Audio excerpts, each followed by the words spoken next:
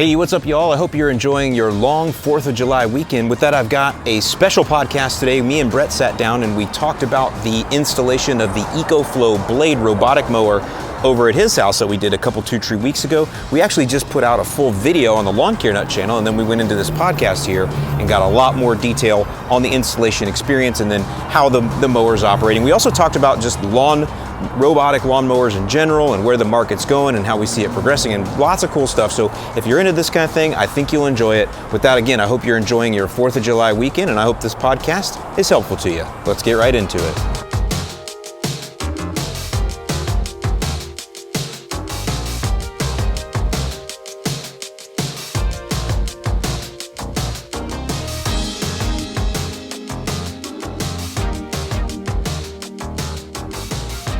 All right, y'all, so welcome back to another podcast. Got Brett here, who is the resident robot lawnmower expert. Got to get it right. Yeah, for sure. And he's installed and messed with them for quite a while. So today we're going to talk a little bit about the EcoFlow. I guess before we do that, wanted to kind of set a little bit of groundwork that we've been talking about. We've been trying to think about, as we're getting into this, how do we explain it to customers and potential customers? How do we basically goes we're creating content, right? And we're trying to decide who's the audience here, who are we speaking to, all of those things. That's what we are. We're content creators. And I think one thing we've learned originally here, and you guys remember, I compare where we're at with robot mowers to early cell phones right now. That's where we are. If you remember when you first got a cell phone, it would drop calls a lot. It didn't have features most of them didn't have cameras. They definitely didn't have video. They didn't have color screens. I'm going way back. So you had all that. You couldn't even text originally. We were talking about Nextels the other day. They had the beep beep, chirp chirp. That was a cool feature, which I think a lot of people would love to have come back, but I love the Nextel. Yeah. So, and that's how the robot mowers are, right? You're going to see them kind of developing that way, and eventually they'll get better and better and better until they work. Never flawless, though, because even your cell phone today crashes, drops calls, and stuff like that, but it just does it with a lot more style, I guess we could say. So with that, we've identified now that there are kind of two ways that these companies are approaching the marketplace. There's the dealer method, or the dealer installed, and then there's the homeowner installed, the one that's all DIY. And each robot mower company is approaching it differently. So, for example, some of the ones that literally you have to have a dealer install it would be Crest, because they have and we'll go ahead and say we're Crest dealers. We haven't installed any yet. They're not on the market yet, though. No, we don't have an RTK. We're getting set up, so we're getting our antennas. It'll be out soon. Yeah, but either way, there's a. What do they call that thing? They call it a trolley. A trolley, yes. Because they're European. Yeah, so it's a trolley. So you have to have that in order to do your outline, which means, and the dealer has that. And they cost, what, $500, $600, $700 bucks? $400, I think. $400. So it's not like you're going to sell that to your customer. So you see that for Crest, you have to have dealer install. And I would say some of the others are that way. Husqvarna recommends dealer install. Yeah, but then you can buy their old units on eBay for you can, and you can. DIY. It's the same thing with Ambrosio's the same way. They recommend dealer install. Not to say that you can't install it yourself. Well, Ambrosio has actually a dealer app that has a little bit different functionality than the homeowner's app, and I think the dealer app is needed in some way and install. Okay, anyway. so they might be dealer install only then. Yeah, but that's one side, and that's fine. Those are usually higher end models. You're not going to find a 900. Well, maybe you would with Husqvarna. You'd find like a $900 model that's dealer Husqvarna installed. does have so my next door neighbor has the entry level Husqvarna, the 110H, I think is what it's called. We call that lawn the Serengeti plain. And he installed it himself. So it was definitely. I'd say Husqvarna kind of straddles the line. They're like a hybrid. They're like DIY friendly. But obviously, if you're installing it yourself and you've never installed one, you're not going to do as good of a job as a dealer. And you're only going to install it one time typically. So hopefully. Yeah. And then, all right, so that's the dealer installed, and that's the way these companies are going to market, essentially, is through dealers. And then you have the homeowner side, the DIY, where it's companies that you can just buy them off of Amazon or from their Shopify store. It ships direct to you, and then the customer support is done over the phone or via Facebook groups, or WhatsApp in the case of the one that we are going to talk about today. So these are all DIY. So some of those would be that are well known would be what? You've got the Luba. Yeah, I've heard a lot of buzz about that. Mammotion. It looks cool too. It does look cool. It looks like a race car. Yeah, it does. Big fat tires. Yeah, so that's one of that one is they're making a huge push with the Luba right now. There's a couple of other ones that are coming out. A lot of Chinese companies are throwing their hat in. Yeah, I think a lot of them are made in the same exact factory, actually. I have one called a Sunseeker that was just sent to me. I think it's $900. Yeah. I haven't unpacked it yet. But. So I think there's going to be a lot of those $1,000-ish mowers that are going to be companies that you've literally never heard of, but they say, hey, we can develop an app, we can develop an RTK or a vision-based AI robot, and we can do it for $1,000 and throw it out there. Yeah, it's like when you used to go to the gas station to buy a throwaway cell phone, and the brand name was like Onkyo. Nobody heard of it, but it was a cell phone and it worked. Right, they were similar names to to like Samsung or Nokia. Right, Nokia. Onkyo. So those are those DIY, 100% DIY. And today we're actually going to go in depth a little bit on one of the higher end DIYs. Yep. So you've probably seen or heard about this. They sent one out to like every tech review channel there is. The big tech reviewers, yeah. And so they've been saturating the DIY YouTube market. By the way, they did send one to Silver Symbol. He's one of us, in my opinion. He's like one of our guys. Silver Symbol is he's the hybrid, right? He straddles the line between lawn care and tech. And he does a little bit of everything, but he's definitely lawn care heavy. And so it was good to see, I even commented on his video, I said, it's good to see somebody that didn't have to borrow their mom or their grandma's house to install it, because all the tech reviewers, they live in, I don't know, condos, I guess. So... He was the only guy that actually did it that had a real lawn. Right, or knew anything about lawns. Correct. So, yeah. So we're talking about the EcoFlow today. The EcoFlow Blade is what it's called. And it's an interesting one. Number one, it looks different, right? I'll look up what I pay. While you talk about it, I can't remember what I paid. I'm going to look it up. So I think it retails for about $3,000. Yeah, I'm going to give you the full, though, because I bought it right off their Shopify. So I'm just going to tell you that I had a couple 2-Tree beers, and I was sitting at the old wing house over there, and I bought the whole thing on my cell phone sitting at the bar. So just saying, that was Facebook, easy. Was it on Facebook, or was it through Instagram? Through an Instagram ad. So if you're out there and you're thinking about doing Instagram ads for your local business, know that they do work. I think it was a retargeting ad, though, because I had been on their site, so I think it was probably retargeting, which is where they follow you around, they pixel you, or they cookie you, and then they follow you around for a certain amount of time, and then you can set the reach and frequency. So that's called retargeting or remarketing. But yeah, it works. I was getting the same ads at the same time. Yeah. So they definitely were doing a heavy ad campaign. Yep. Which is another thing I respect about them. See, this is the thing. I like looking at all of that. How are they coming to market? What's their spend? Right. Very different than a lot of these other ones, right? Well, yeah, there's some of the dealer-led ones that do zero marketing. Right. I can see that when I look at the Google searches. Just so you guys know, we can see Google searches, not Google Trends, but because we buy ads, Google AdWords, then we have a tool in there, a Google AdWords tool, and we can fire it up and go, hey, if we wanted to run ads about robot mowers, show us what the searches are currently. And so I can see the brands that get a lot of searches throughout because they're more popular, and then therefore when you would buy AdWords, you bid differently, and there's these types of things. So either way, I can tell you exactly which companies literally are unknown. There's a couple that have been around for a long time that get like less than 10 searches a month for their brand. Which is kind of interesting. It is super interesting. But you would think that a company that's been around for a while would have at least some sort of online presence. Yeah. Well, again, some of them are kind of old school. We talked about that before, and they do traditional marketing. So here we go. Let's look at this. So the EcoFlow Blade robotic lawnmower was $2,599. Okay.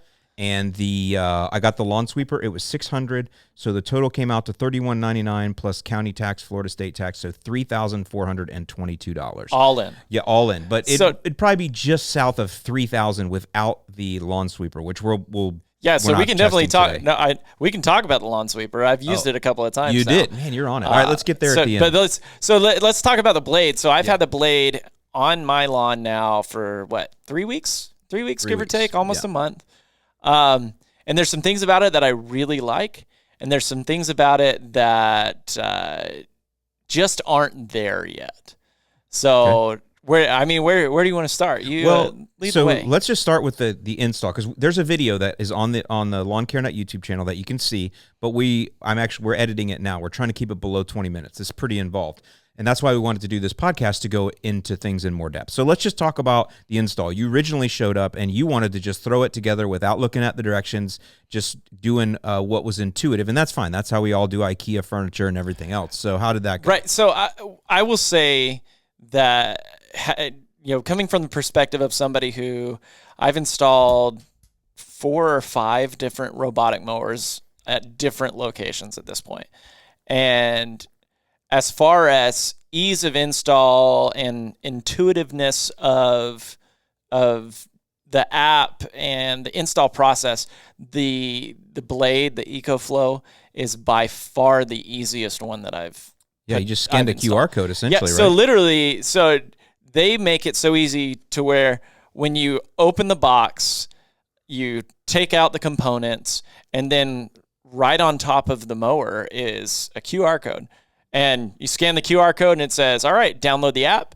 And then once you download the app, it walks you through everything step by step, which from a DIY perspective is exactly how you would want it. Yeah, easy. Like it worked. Number one, it worked out of the box, because you're like me. You've installed a bunch of random things that you do everything the way it says, and then you get to the part where it's supposed to do whatever it is that it's supposed to do, and it doesn't work, right? I installed a irrigation controller and walked through step by step and got to the end, and it just didn't work. It wouldn't turn on the sprinkler. Like, so this was not that experience. This was absolutely the opposite of that. It was, step by step, and every step worked correctly, and that part was flawless. And you have a big lawn. What's your total square footage? So let's look on the app. So one of the things I like about the app, again, it's very intuitive, right? It shows you exactly what you want to show. And so in the app, it shows you the area that it's mowing. So I have the mower mowing 15,037 square feet. Oh, you can see that. Can you screenshot that? You can see that. And text it to me right now, just so I can put it on the screen for everybody to see. So literally, so what we did was you did an outline of the property. So you're essentially walking the mower around the outline of all of your spaces across your driveway. You did all that, and you'll see if you watch the video. Originally, you just went across the driveway and you thought it would know, but you had to do, what do you call them, go zones or travel zones? So I think they call them bridges, I believe is what they call it. That's a good name for what they do. So when I originally installed the mower, I did it the way that made sense to me. It was logical from a wired unit perspective, right? So I did the perimeter all the way around, and I several zones. Right, I essentially just made it one giant zone, right? Yeah, all outlined. And so again, another huge thing that I think is fantastic that they absolutely hit out of the park was the way that you do this, right? So I installed it originally that way, and it worked. But the problem was the mower kind of had a hard time figuring out like where to go. So because so much choice. It was 15,000 square feet of one big giant zone. But the mower was broken like into 4 sections, 5 sections. Right, even. but it wasn't though, because initially I didn't put bridges in and make those zones. I just made it one big giant zone. So originally the mower had a hard time knowing where to go, right? So we just pick whatever area that was like wide open and just mow it? Yeah, I think I'll have enough to mow this area. Oh, battery-wise or whatever. Yeah. So I learned after, 24 hours. I was like, okay, this isn't working.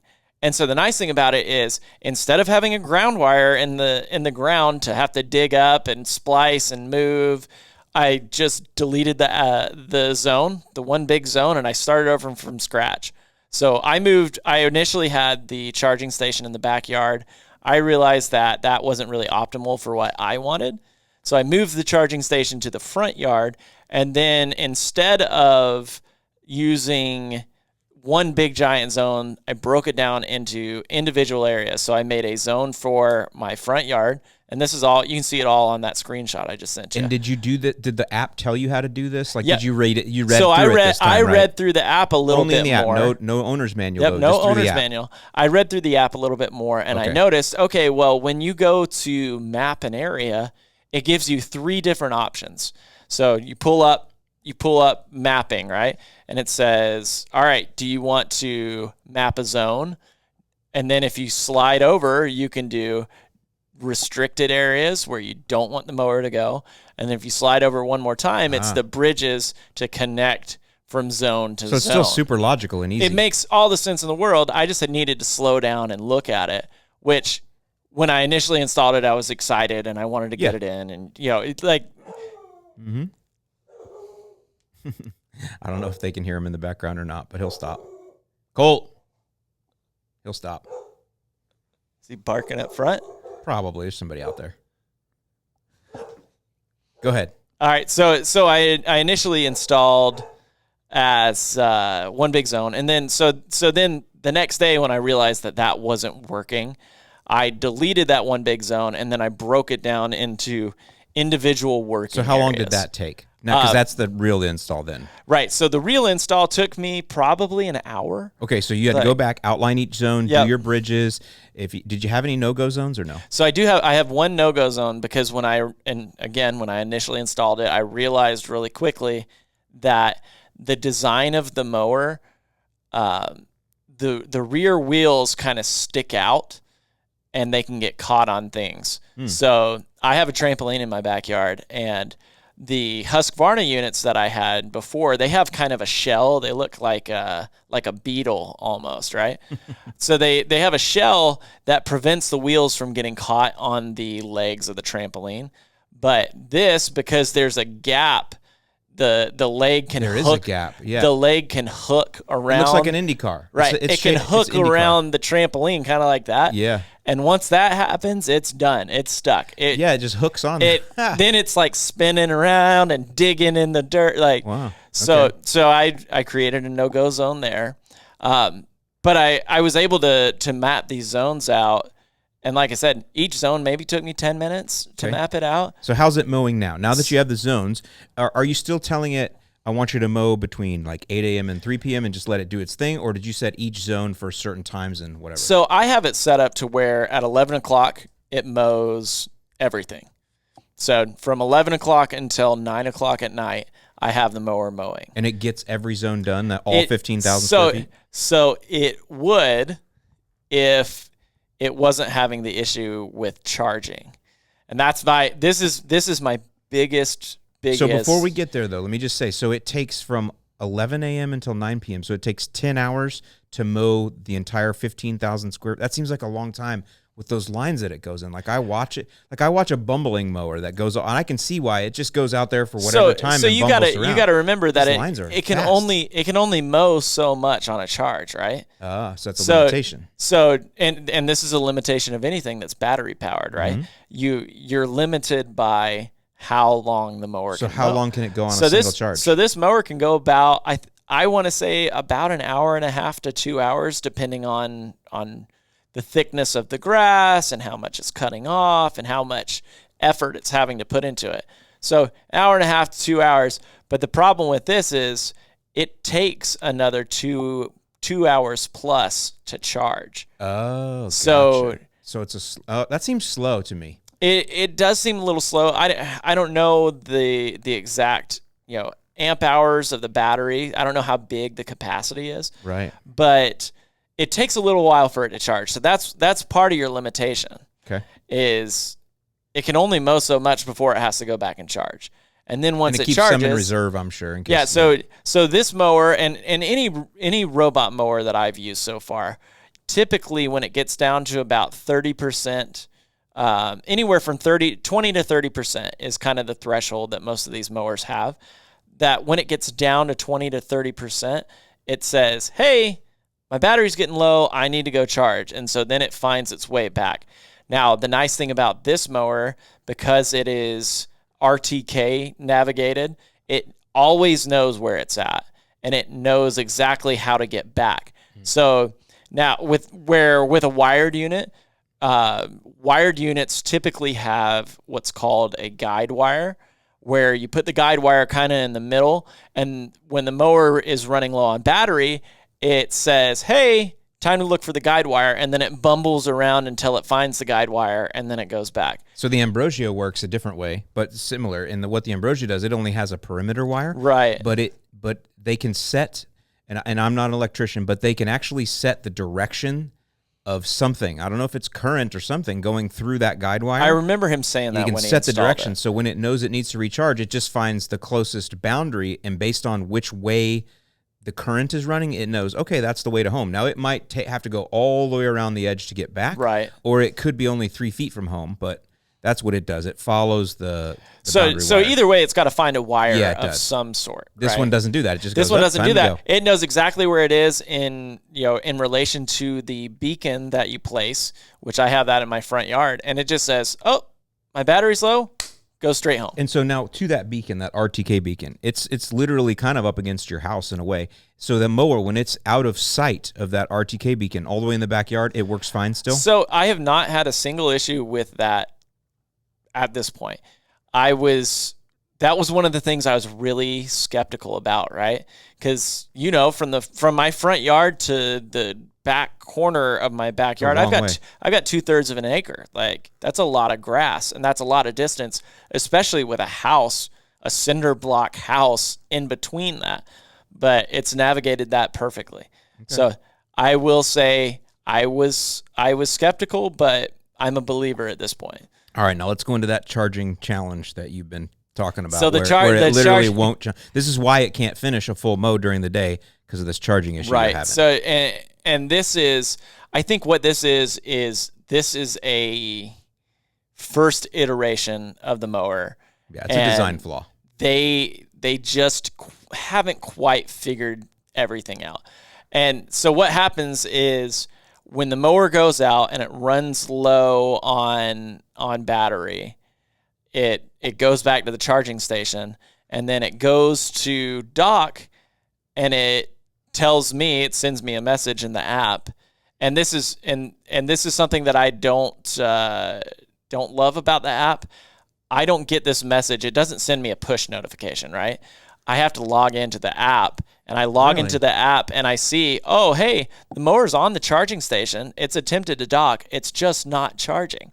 So a little frustrated from a end user perspective, because the mower is not charging. There's a problem, but I don't know it unless I actively go in there. I bet you could enable. Did you look? I've looked. I've got all notifications enabled. You should ask in one of your forums. There might be something. So one thing I will say, another credit towards EcoFlow. EcoFlow has sent out at least 5 different firmware updates since we've installed this mower. They are actively trying to make this better. So that tells me that they're not just putting this out and like, yeah, it's good enough. They're trying to improve it, and I think they understand that there are things that need to be improved. But unfortunately, the charging issue isn't a software problem; it's a hardware problem. So yeah, tell everybody about that. So where they have so let me back up. The way that this mower charges is there are 2 pads on the charging station, 2 little rectangular metal pads, 2 contacts, I guess is what would be a better term. And then on the mower, there are corresponding contacts that made up that the mower docks, and then it's supposed to charge. Well, the problem is where they mounted those contacts on the mower is just above the actual cutting deck for the unit. And behind. So to the rear of the cutting deck. Yeah, well, so the cutting deck is here, and it's just offset behind the deck a little bit. Okay. But the problem is, when you're mowing grass, especially if it's the slightest bit overgrown, it's spitting out blades of grass. Or wet, then it's sticky. Yeah. And so what happens is those little tiny blades of grass or dirt or whatever get stuck on the contacts of the mower, and then when it goes back, it's saying, well, I need whatever the percentage of clean space is to make a good solid connection, and it's not getting that. Because it's caked with stuff. Right. And so my issue and concern is literally every single day it's done this at least once. Doesn't do it every time, but it's done it at least once. And so to me, that kind of defeats the purpose of an autonomous mower. If I have to babysit it, like is it that big of an inconvenience to go out and clean it? No, it's not. But the problem is I'm going on vacation next month, right? Or while you're at work too. Same thing. So now I go on vacation, and now what? Yeah. At least when I'm at work, I can come home and clean it. It'll charge and it'll mow a little bit more. That's frustrating, but most of these people that are going to buy these mowers are going to want to be hands off. Once I set this up, I don't have to touch the mower. I still have to weed eat, still have to trim, that kind of stuff, but I don't want to have to screw with the mower constantly. But if you're having to clean the charging contacts literally every single day to get it to charge, and what if you're gone until the evening? Well, now it's not charging until the evening, so you only get 1 2-hour mow out of it every day. So you should try old school. You should try spraying some Pam on there. That's not a bad idea. People do that to their mowers. Yeah, that's actually not a bad idea. Dude, you should do that. You'll save it. Have you seen anyone else having that issue in the forums you're in? Yeah, so I'm in a couple of different Facebook groups. Yeah. And it seems to be not everybody, but it seems to be a common issue. Okay. So that's something. So firmware is not going to fix that. Right. They can't send out an app update. No. They could send out a piece to bolt on possibly, or. Right. So that will be my question is, how are they going to solve that? Or are they going to solve that? Are they going to say, iteration number 2, we're not going to put those contacts there. Yeah. So that's the biggest downside. I'm really impressed with a lot with this mower. Yeah, let's talk about some of the things. I mean, so I'm impressed with the speed that it mows at. I like that it mows in lines, even though you found it mows in the exact same lines every time. Right, so that is kind of a downside.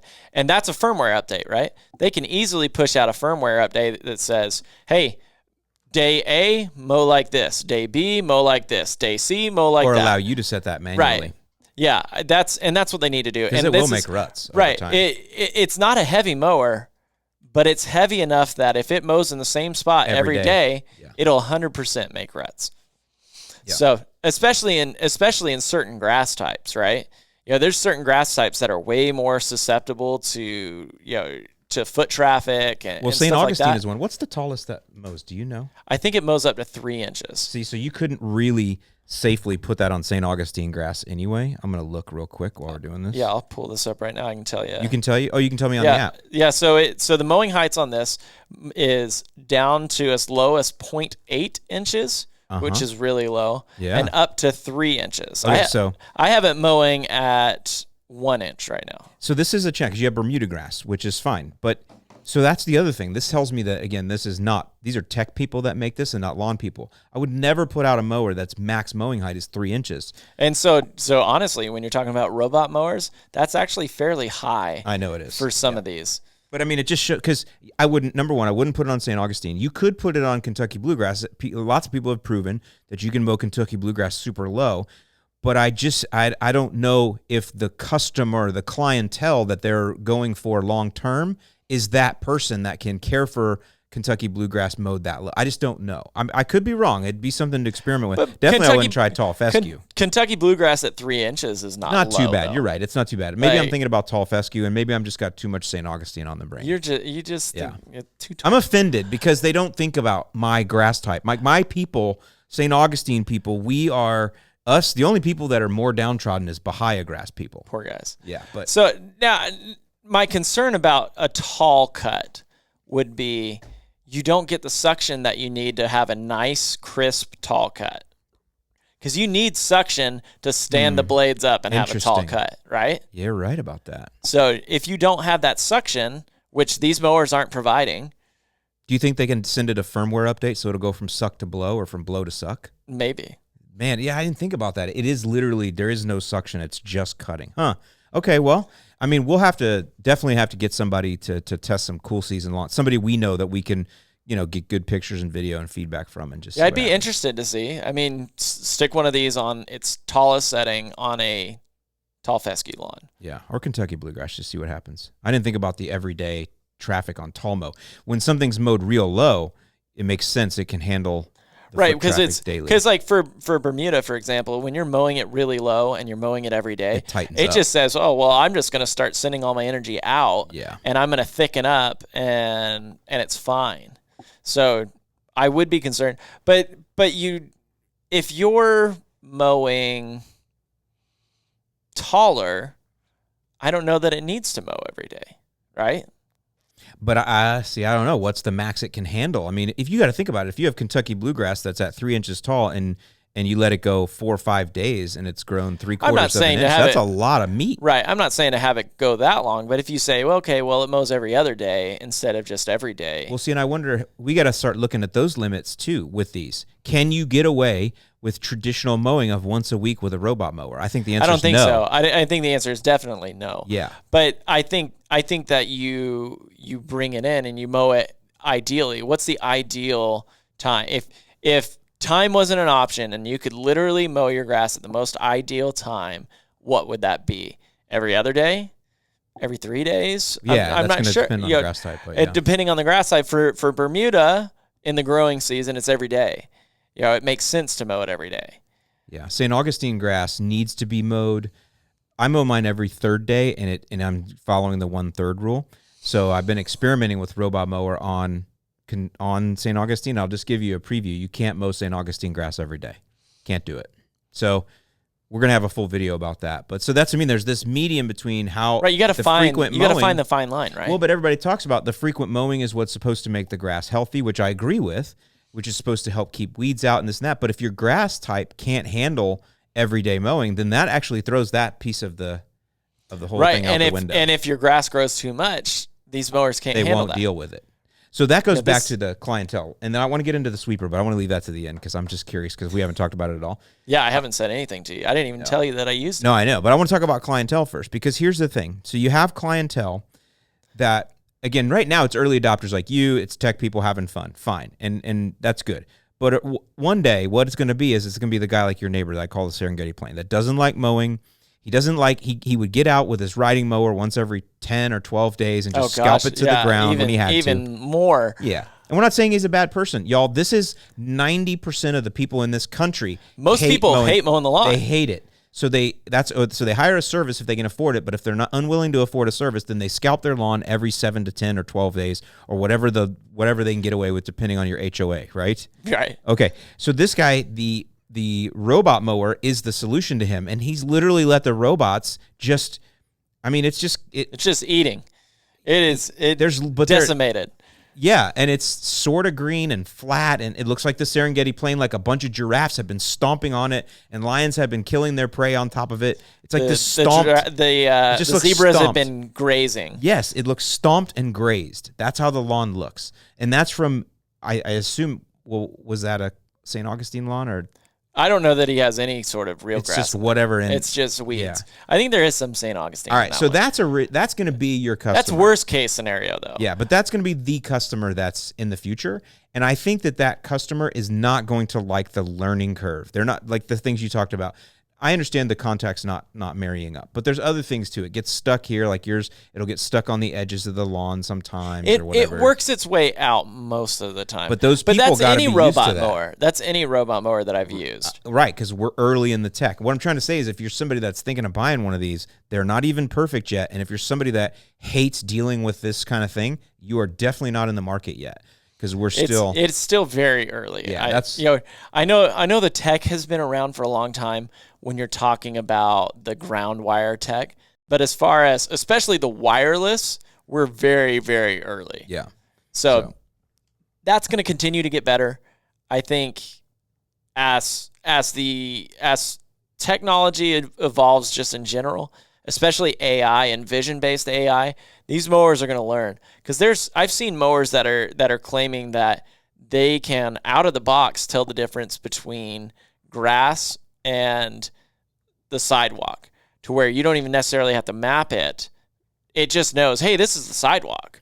I don't need to go on that. Is that so? I got that one called the Kowall, Kowoll. Yep. Which they sent it to me, and they were hot to trot. They had to have this review done by June, which they didn't pay me. They just they wanted to, and I said, no, you can send it if you want me to do it. You can freaking send it, and they did. And they're like, just get it done before June for us. I'm like, sure, because I'm curious, right? But they sent it with a European plug, and so then Whoops.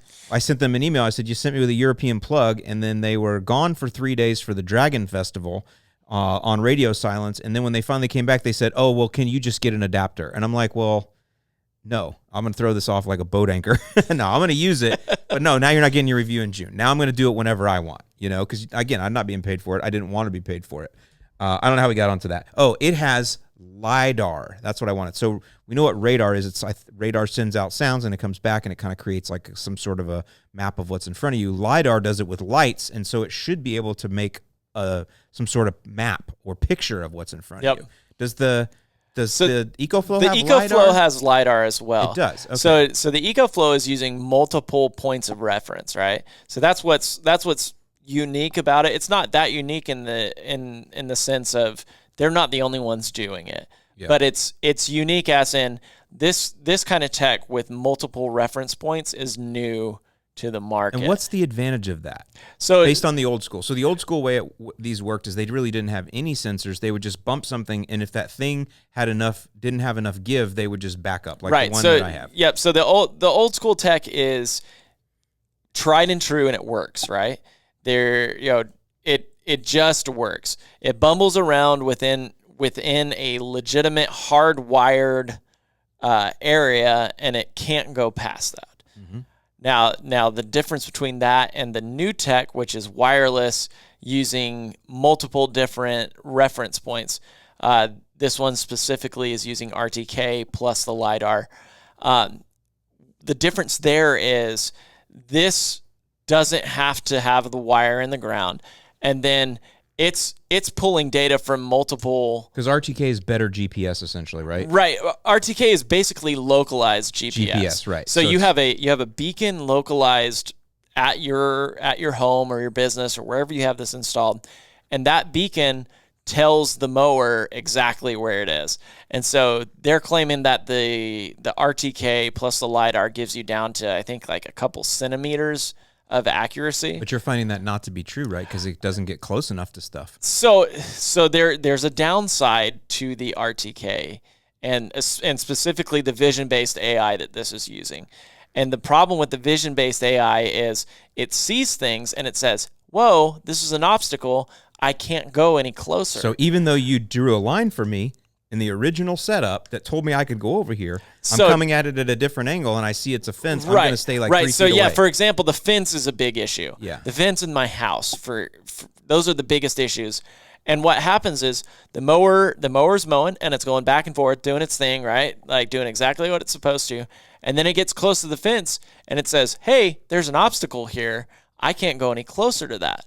That leaves in places up to 2 feet of unmowed grass. Yeah, because that vision is overriding, even though it knows the line, because it could be a kid or a pet or whatever. It doesn't know. Right, and so because this isn't smart vision technology yet, it doesn't know, hey, this is a static object. This is a fence. This is the house. It just sees this is something different. Don't go near it. I can't go closer. And again, this is something that if they released a firmware update, they could fix this, where you could say, hey, in these areas, override the vision and use the boundary. That's something they could push out. It's not there yet. Or like you're saying, they could just learn the difference in what a fence looks like versus right. And they'll get that once they have more lawns. I'm sure, once they have more lawns, more data. I think that eventually will get there. And again, we got to remember that this mower specifically, this is literally version 1.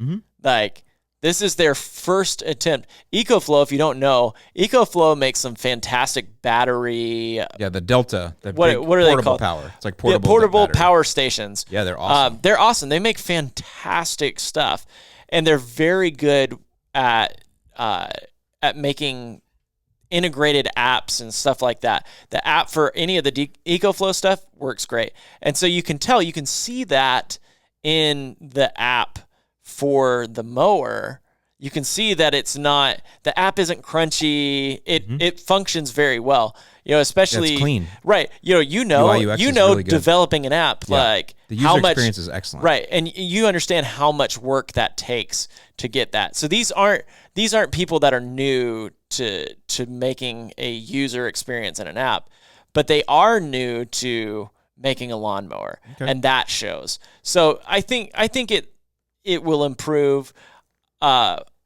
If you're thinking about buying one, I would say be careful at this point. Understand what you're getting into. Well, it's $3,000. You have to look at it that way. Right. So if you're somebody that $3,000 is a lot of money, and you're like, hey, this is going to solve all my problems, and I'm going to save up the money, and I'm going to get this, and I'm going to be happy and thrilled, I would say you're probably not. You're gonna have to work with it. Right. It's like a puppy. Right. It's not a drop it off. Hey, it's done. It's ready to go. Like, you're very much still involved. But if you're somebody like me that is fascinated by the tech, like, I think the mower's super cool. Because I do too. I think it looks great. I like the way it's because I like messing with it. Seems to cut really good. Right, it does. It cuts great. Yeah. Compared to some of the other ones that I've used, the motor that's running the cutting disc is really strong. It cuts great. It looks good. Good razor blades, razor sharp blades. Dude, the blades are still sharp. It's been mowing for 3 weeks and they're still sharp. Which for those little blades when you're mowing every single day, that's a lot. That's pretty good. Well, we know that people right now that have traditional lawnmowers never sharpen the blade. I bet you, I don't have any statistics on this, but I'm willing to go out on a limb and say that 98% of lawnmowers sold in this country never get the blade sharpened. And I would say that 98% never get an oil change either. I really would say that. I think that's probably right. Right. So then with this being a DIY deal, you're going to have to change those blades underneath there. Now, it's not hard, right? I think it's just a Phillips screwdriver. It's literally a Phillips screwdriver. Did it come with extra blades? I don't know if it came with an extra set of blades. So it's not tough, but and you got to blades do it. they're cheap. The nice thing about this is the blades are cheap. They're a dime a dozen. There's like 700 different manufacturers that you can pick up on Amazon. Yeah. They're all pretty much universal. I'm sure you can buy the EcoFlow blades, and they're more expensive. But there's a bunch of blades that you can buy on Amazon. They're the same ones on the Kowal I looked. So the Kowal that I have, which is Chinese made, it's the same exact blades on the So they're all pretty much using the same components. The same thing as Husqvarna. Yeah. They're all a lot of stuff's off the shelf. That's you can drop in whatever blades. So the nice thing about that is it's so cheap. It's so easy. You can buy them in a pack of like 250 and you'll never have to buy them again. But if you need to change them, instead of the daunting task of, okay, now I've got to get the right size socket. I've got to tip this heavy lawnmower up. Especially, we have to step back out of the, people who enjoy lawn care and are avid lawn care enthusiasts. And when we're talking about this and we're looking at this, we have to take a step back and think, most people changing a blade on a traditional lawnmower, especially if you're talking about like a riding tractor, like a they have no way to lift it up. Most people that they're not going to do that. Mm-hmm. Where this is user friendly. It's easy. You take the mower that weighs 15 pounds, flip it up on top of itself, and you take a Phillips head screwdriver, which again, I think 99% of households in America probably have a Phillips head screwdriver laying around, and in 5 minutes, you've unscrewed the old ones, you put the new ones on, you throw the old blades away. You don't have to sharpen it, you don't have to balance it, nothing like that. And it's back to mowing. I think people are going to be much more likely to change the blades on these mowers than they would on a traditional mower. Well, again, you're spending $3,000, so it makes sense. All right, I want to talk about I want to talk about the sweeper because you did use it. So this thing you can buy extra sweeper. Yep. And it's supposed to pick up, it's not for grass clippings. It's for, I guess, leaves or pine needles possibly. Maybe, I don't know, acorn? I don't know. What'd you use it for? So I used I was curious. Obviously we had the sweeper, so I was like, well, let's use it. At least try it out. So I used the sweeper to pick up grass clippings. Okay, because that's all I have. It's the middle of summer in Florida. We don't have leaves. We don't have acorns. there was some mulch that had washed out onto my lawn from our monsoon rains that we get. So I had some mulch, I had some grass clippings, and it worked really well. It did. So it grabbed grass clippings. It did. It navigated the lawn exactly the same, which I was concerned that it was going to have some problems because it's essentially this big giant bagger on the back of this little mower. It looks weird. Navigated fine, worked great. The only problem is it filled up so freaking fast. Oh, right. Like, I mean, my front yard, I filled it up 3 times. I didn't even think about that. Yeah, so if you're doing leaves, man, it would fill up in 2 passes possibly. Yeah. Yeah, so maybe it's small. It's kind of gimmicky for little things here and there. I feel like it's kind of a gimmick. Okay. The same way I feel like the wheels are kind of a gimmick. The front bow-legged wheels or whatever they are. Yeah. Have you figured out why they did that? No, so like what their purpose is? Anti-scalp? No, I don't know. So the front wheels on this mower are canted in, right? They face each other, and they have so they're not bow-legged. They're whatever the opposite of bow-legged is. But they have right. They have omnidirectional wheels, is what they're called, right? Which means that the wheels rotate, but they also can rotate side to side. And I think they did that to not dig up the grass. But honestly, they're more of a hindrance than they are a help. If it gets on my sidewalk and it needs to turn around, which it goes all the way down to mow, it goes all the way down to my sidewalk, and then it needs to turn around. There's a lip, like 1.5 inches or so lip, and it gets hung up on there. It works. Eventually, it'll get itself back on track. It's no big deal, but it's kind of annoying. It's kind of gimmicky in my mind. So gimmicky, or not, we don't want to be too terrible, but you're not a fan of the front wheels. I get it. I just they don't hurt anything, but they don't. No, they don't hurt anything, but they don't help anything. Which, in my mind, I'm saying, why not do what every other robot mower does and just have casters on the front? They work great for others. Or the Luba doesn't have casters. The Luba actually has drive, right? Yeah, the Luba has powered front wheels and rear wheels. Yeah, I want to use one of those. We'll get that next. So, but back to the sweeper. So the sweeper, I didn't even think about that. Filling up so fast. It filled up super quick. Yeah. It was kind of gimmicky. And then once the sweeper fills up, it stops.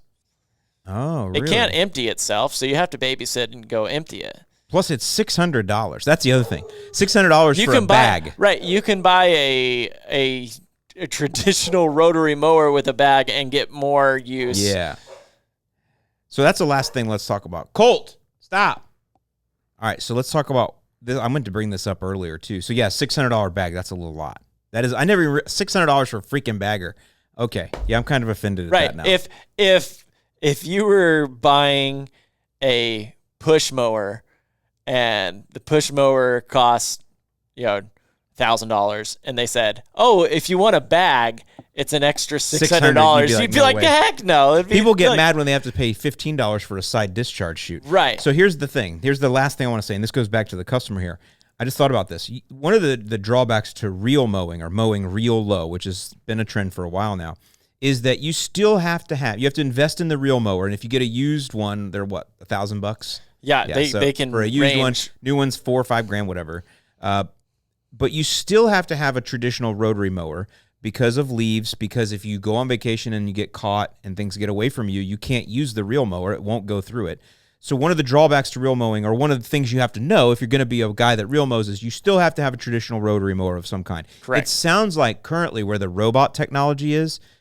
Not only do you, we know it doesn't edge and weed whack. We're not mentioning that because it's obvious. But you really do need to have a rotary mower for if it does break down, doesn't work, something happens, and the lawn gets carried away from you. Now you can't really start back up again until you get a rotary mower to reset you, right? Right, because if you can't hit an overgrown lawn, right? If you set this into a severely overgrown lawn, I'm talking, even one that's gone for 2 weeks in Florida. Right. Well, that's what I'm saying. I'm talking if you're looking at 4 plus 5 inches, more than that, no way. There's no way so you got to have a neighbor to borrow their rotary in times of peril. Right. This is again, I keep going back to, this is early tech. We are not 100% autonomous yet, right? Right. Like, it is not, this mower does not replace everything that you do. Far from it. No. But what it does do is, once you dial it in, it replaces your mowing. It does, or I even think about it, for people that have disposable income, which there's a lot. I always say this. I see in our groups when people post pictures of their $600,000-$700,000 house with their $20,000 side by side in the garage, and they're like, "Look at my lawn," and most of the picture is their house. Yeah, and the side by side, and their Harley sitting there, and their classic, all these things. We know what you're doing. Yeah, so those your house is nice though. Yeah, no, I love it. Those people, I love success, right? So those people that have the disposable income, I could see the robot then being that supplement for, like, the summer comes along, spring comes, like, I'm into it, I'm mowing. Summer comes, now we got travel sports, we got to take family vacations, we got all these things in the summer, we're busy. Well, I got my robot mower now to pick up the pieces for me in between when I'm not there. And so I've even gone beyond that to where if you're a real guy, right? If you're a real mower guy, but you don't have the time to dedicate every day mowing or every other day mowing. Or you don't want to spray chemical to slow it down. Right. This is something that you can put on your lawn and say, hey, this is going to do the everyday mowing. And then when I want to show off to everybody and I want to put some sexy stripes in the lawn, I can take my nice reel mower out there and I can stripe the lawn. Or enjoy the mow. I want to enjoy it. I'll enjoy it when I want. You can set this mower to mow at the height that your lawn needs to be cut, right? So let's say you're mowing your lawn at 3/4 of an inch. Well, you can set this mower at 0.8, and now your lawn is always ready to be mowed at 3/4 of an inch, right? Cut, like so if you say, you know what, I need, if you're real mowing, ideally you need to mow every day or every other day in the growing season. So if you go from doing that and you say, you know what, I only have time really to mow on Saturday. Well, you can set up a mower like this, and it keeps the mowing done for you. Yeah. The mowing is always done. And then when you're ready to put that nice finish mow, like you said, edges on Saturday, when you want to do it all, you want to get the enjoy the mow experience, but you don't have to worry about your lawn being overgrown. Well, now you come out, it's literally right there. You're not going to be breaking the 1/3 rule. You're not going to be scalping it or anything like that. It's ready to be cut, and it's good. And you're somebody that's out there already, so you're hands-on, so you will go through the learning curve with this robot. Right. If you're into real mowing, you're already going through the learning curve. Yeah, you're already digging down into the nitty-gritty. Yeah, setting your bed knife and all those things you do. So I think that this, like you said, is a good supplemental mower. Yeah, for the real lawn care nut. So, yeah, all right. I think that's a good exploration. Anything else you want to add while we're talking about the EcoFlow? I mean, overall, it's a good mower, right? Right. Overall, just watching you, I like it. I bought it, and we're testing it at his lawn. From my perspective, I think it's cool. It is cool. I like it. It is cool. I like it. Like I said, if you're into tinkering and that kind of stuff, I think that you could get this mower and be happy. If you want to set it and forget it, don't buy this mower. We're not there yet. Don't buy it. Like, you're gonna be upset because I see it. I see it in the groups. I see it in the forums. There's some people have the right mindset, and those people that have the right mindset say, hey, you know what? I did this, and I did this, and I did this, and I did this, and now the mower works great. I figured it out. Yeah. It works great. But then you have you got the converse of that. You got the opposite, where somebody comes in there and they said, well, I bought this mower assuming that Linus Tech Tips, what he said was I could put it down and I never mow again. And then they're really upset because that's not this. Yeah, and so that might just be about EcoFlow, who they marketed to. Again, when they came out with those big tech channels, I mean, I was like, man, they are spending some budget. Oh, yeah. I mean, because those guys with those million subs, I mean, just so y'all know, brand deals there, they're $25,000 just to start. But I mean, a lot of those are big six-figure. Dedicated video that way? Yeah, they're incentivized. A lot of those are six-figure brand deals, just so y'all know. So that's a lot of investment. But then again, it was a good way to splash the market. And I'm not saying that that's what they paid. I've been around in YouTube long enough to see when people have that type of subscriber, they can command $25,000 up to $100,000 pretty easily. So yeah, I mean, it'll be interesting to see where this one goes. And again, overall, I like it. I bought it because I was so curious to see what it worked like, and we're going to continue installing more and more. Like I said, I've got 2 more at my house that I'll be installing and testing, and using. We've got Crest coming soon. Yeah, so when we get Crest online, we'll find a couple spots to put one of those or 2 of those and start testing those. And again, we are Crest dealers. It's just kind of how it worked out for us. We're super happy about that.